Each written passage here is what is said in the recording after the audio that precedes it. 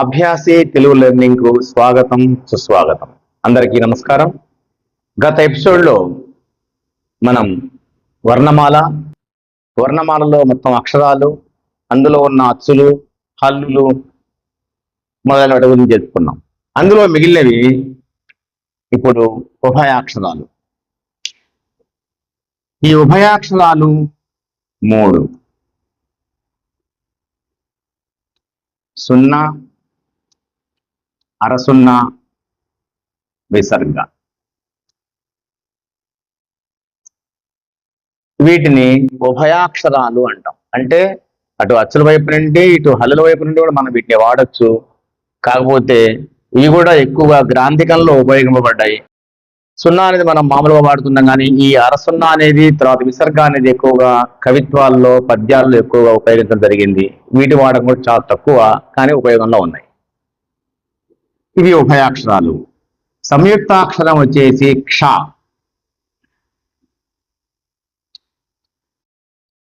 రెండు అక్షరాలు కలిసి ఉండటం వల్ల దీన్ని సంయుక్తాక్షరం అంటాం.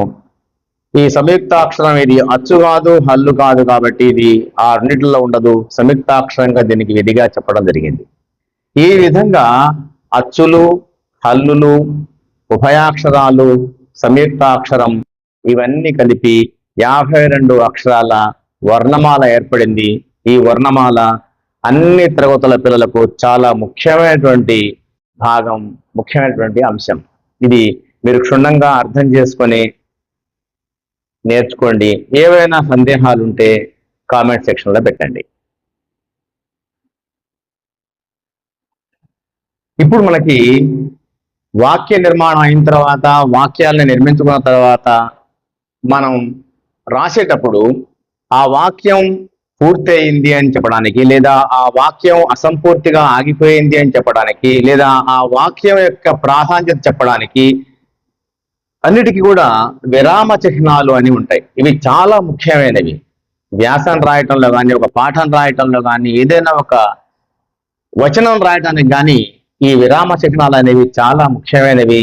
అందరూ చేసేటువంటి పొరపాట్లు ఈ విరామ చిహ్నాలు అనేవి ఎక్కడెక్కడ ఉపయోగించాలని తెలియక చాలా మంది వాక్య నిర్మాణం మొత్తాన్ని కూడా అపశబ్దాలమయంగా చేస్తూ ఉంటారు. కాబట్టి ఇది మీరు చాలా జాగ్రత్తగా గమనించండి. వాక్యాంశ బిందువు కామ. ఈ కామాని మనం ఈ గుర్తుతో సూచిస్తాం. ఈ వాక్యాంశ బిందువుని మేము వాక్యంలో మనం ఎక్కడ ఉపయోగిస్తామంటే, వాక్యం పూర్తి కాలేదు అని, వాక్యం పూర్తి కాలేదు, లేదా ఒక వాక్యానికి ఇంకొక వాక్యానికి సంబంధం ఉంది కానీ విడివిడిగా ఉన్నాయనేటువంటి అర్థం తెలియజేయడం కోసం మనం ఈ కామాని వాడతాం. ఉదాహరణకు చూడండి, రాముడు, కృష్ణుడు, రంగడు బజారుకు వెళ్ళారు అంటాం. రాముడు, కృష్ణుడు, రంగడు బజారుకు వెళ్ళారు అన్నప్పుడు 3 అన్ని కలిపి రాయం. రాముడు కామ, కృష్ణుడు కామ, రంగడు కామ అని పెడతాం. ఇవి ఏంటంటే ఒకదానికి అనుబంధం ఉంది కానీ కలిసి లేవు అనేటువంటి చెప్పడానికి కోసం మాత్రం మనం ఈ వాక్యాంశ బిందువుని వాడుతూ ఉంటాం. అర్ధ బిందువు సెమీకోలన్ అంటాం. ఈ అర్ధ బిందువు సెమీకోలన్ అంటాం. ఇదేంటంటే ఒక వాక్యం పూర్తయిన తర్వాత దాని అనుబంధ అర్థం వచ్చే వాక్యం ఇంకోటి ఉంటుంది పక్కన, అప్పుడు మనం ఈ కోలను వాడతాం. ఇది ఎలా వాడతామంటే, నేను చాలా పెద్ద దేశభక్తుణ్ణి, కానీ నాకంటే భక్తులు ఉన్నారు అనే వాక్యం ఉందనుకోండి, అప్పుడు మనం నేను చాలా పెద్ద దేశభక్తుణ్ణి అని సెమీకోలను పెట్టి నాకంటే పెద్ద దేశభక్తులు ఇంకా ఉన్నారు. ఇది పెట్టడం వల్ల వాక్యం అనేటువంటి దానికి అర్థవంతంగా ఉంటుంది, లేకపోతే అర్థరహితం అవుతుంది. ఇక మూడవది న్యూన బిందువు అంటాం. ఈ న్యూన బిందువు అంటే కోలన్. ఇది ఒక దగ్గర ఆగిపోతుంది. ఈ వాక్యం ఇంకా పూర్తిగా, ఇది కూడా అంతే, వాక్యం పూర్తిగా లేదు కానీ దీని అర్థం అవతల దాంట్లో కూడా వస్తుంది. ఇది ఎలా అంటే, మనం బతకడం కోసం తింటాం, కోలన్ పెట్టి తినటం కోసమే బతకం అనేది పెట్టాలి. అలా రాసినప్పుడు తినటం కోసమే బతకం అనేది పూర్తి చేయాలంటే మనం బతకడం కోసం తింటామని కోలన్ పెట్టాలి. పెడితేనే అప్పుడు పూర్తి వాక్యం అనేది అర్థవంతంగా ఉంటుంది. అప్పుడు అలాంటి సందర్భాల్లో మనం ఈ కోలను వాడతాం. ఇక ముగింపు బిందువు.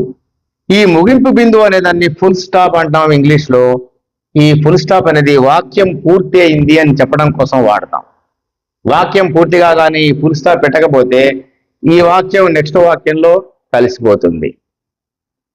కాబట్టి వాక్య నిర్మాణం పూర్తిగా మనకు అర్థం కావాలంటే ఈ ఫుల్ స్టాప్ అనేది ఉపయోగించడం మంచిది. వీటిని ఉపయోగించడం ద్వారా వాక్య నిర్మాణం అర్థవంతంగా ఉంటుంది. చదివే వాళ్ళకి, చదువుతున్న వాళ్ళకి, ఇక ముందు చదవబోయే వాళ్ళకి కూడా అర్థమయ్యే విధంగా ఉండాలంటే మనం ఈ విరామ చిహ్నాల్ని సమయాన్ని, సందర్భాన్ని బట్టి మనం ఉపయోగించాలి. ఇది స్క్రీన్ షాట్ చేసుకోండి. నెక్స్ట్ మనం మరికొన్ని చిహ్నాలు నేర్చుకుందాం. మరికొన్ని విరామ చిహ్నాల్లో ముఖ్యమైనవి ఇవేమో అర్థాన్ని బట్టి మనం వాడడం జరుగుతుంది. ఏంటి అర్థాన్ని బట్టి అంటే ఈ ప్రశ్నార్థకం. ఈ ప్రశ్నార్థకం మనం ఎప్పుడు వాడతాము? నువ్వెవరు, ఎక్కడికి వెళ్ళావు, ఏం చేస్తున్నావు, ఏం తెస్తున్నావు, ఇది ఏమిటి అనేటువంటి ప్రశ్నలకు సంబంధించినటువంటి అర్థం వచ్చినప్పుడు మనం ఆ వాక్యం పక్కన ఈ ప్రశ్నార్థకం పెడితే ఇది ప్రశ్న అని మనకు ఈజీగా అర్థం అవుతుంది. ఆశ్చర్యార్థకం, ఇది సంబోధన చిహ్నం అని కూడా అంటాం. మనం రాసేటప్పుడు ఏదైనా ఒకటి రవి అన్నప్పుడు ఇది పెడతాం ఆశ్చర్యార్థకం, అంటే పిలిచినట్టు సంబోధించటం. లేదు అవునా అన్నప్పుడు ఈ చిహ్నం అవసరం. ఆశ్చర్యపోయినప్పుడు కానీ సంబోధించినప్పుడు కానీ మనం ఈ గుర్తు పెట్టడం అనేటువంటిది పెడితే ఇది ఎవరైనా సంబోధిస్తున్నామని, లేకపోతే మనం ఆశ్చర్యపోతున్నామని మన యొక్క భావాన్ని తెలియజేయడం కోసం మనం ఈ ఆశ్చర్యార్థకం అనే చిహ్నాన్ని వాడతాం. అనువాద చిహ్నము అంటాం. ఇది ఈ అపాస్ట్రఫియస్, ఇది చాలా ముఖ్యమైన పదం. ఒక సెంటెన్స్ మనం రాస్తే ఒక వాక్య నిర్మాణం చేశాం, కానీ అందులో ఒక పదాన్ని ఇది చాలా ముఖ్యమైనది అని చెప్పడానికి మనం ఈ అనువాద చిహ్నం వాడతాం. అటు ఇటు అటు రెండు ఈ చిన్న చిన్న గీతలు పెట్టడం వల్ల ఆ ఒక్క పదం అనేది ఇది చాలా ముఖ్యమైనది అని స్పెసిఫిక్ గా చెప్పడం కోసం మనం ఈ అనువాద చిహ్నాన్ని వాడతాం. అలా వాడటం వల్ల మొత్తం సెంటెన్స్ లో ఆ ఒక్క పదం అనేటువంటిది ఏమిటి అనేటువంటిది అర్థం ఈజీగా అర్థం అవ్వడం కోసం మనం అది వాడతాం. ఇక వృత్తార్థ చిహ్నం, ఇది మనం ఏదైనా ఒక విషయం చెప్పిన తర్వాత దానికి కావలసినటువంటిది అదే పదం ఇంకోటి వాడడానికి అవసరమైనప్పుడు మనం ఈ బ్రాకెట్ వాడతాం. ఏదైనా ఒక పదం అలాంటిదే మనకి అలాంటి అర్థం వచ్చేది ఇంకో పదం కూడా మనకి తెలియజేయడం కోసం ఈ బ్రాకెట్ వాడతాం. ఆ బ్రాకెట్ లో మనం ఆ పదం పెట్టడం ద్వారా దాని అనుబంధ పదం ఇది అనేటువంటిది మనకు అర్థం అవడం కోసం చేసుకునే పని. హంసపాదం అంటాం. సో కొన్ని మనం ఒక్కోసారి ఒక వాక్యం రాస్తాం, రాసిన తర్వాత మధ్యలో మనం ఒక పదం మర్చిపోతాం లేదా ఒక అక్షరం మర్చిపోతాం. మర్చిపోయినప్పుడు ఆ వాక్యం మొత్తాన్ని కొట్టివేయకుండా లేదా పూర్తిగా ఎరేజ్ చేయకుండా ఈ గుర్తు పెట్టి ఆ పైన మనం మళ్ళీ ఆ అక్షరం కానీ ఆ పదం కానీ రాస్తాం. అంటే ఇక్కడ ఈ స్పేస్ లో ఉండాల్సిన పదం లేదా అక్షరాన్ని మర్చిపోయాము అని దానిపైన రాస్తాం. ఇది ఈ గుర్తు పెట్టడం ద్వారా ఓహో మధ్యలో ఇది డిస్కంటిన్యూ అయింది, ఇక్కడ ఈ పదం పెడితే ఆ వాక్యం పూర్తవుతుంది అనేటువంటి అర్థం వస్తుంది. కాబట్టి ఈ హంసపాదం అనేటువంటి ఈ అక్షరాన్ని మనం గుర్తుగా చూపిస్తాం.